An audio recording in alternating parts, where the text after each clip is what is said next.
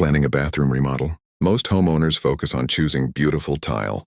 But after more than 35 years in the tile industry, I've learned that the success of a bathroom remodel is decided long before the first tile is installed. Start with a plan. Before you buy tile or hire a contractor, understand your goals, your budget, and how you want the space to function. This is where I help homeowners avoid expensive decisions before they happen. Evaluate what's already there. The existing structure, framing, plumbing, and subfloor all need to be evaluated. Sometimes the biggest problems are hidden behind the finished surfaces. Beautiful tile can't overcome a poor installation. Floors need to be flat. Walls should be flat and properly prepared. Showers need proper waterproofing. Choose products that fit the space. The right tile isn't always the most expensive tile. A small bathroom may benefit from lighter colors to make it feel more open. Every project deserves recommendations based on that specific space.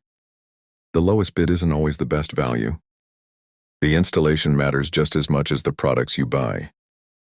That's where Home Tile and Stone Consulting comes in. I'm not selling tile. My job is to provide independent advice based on your project so you can make confident decisions with each step.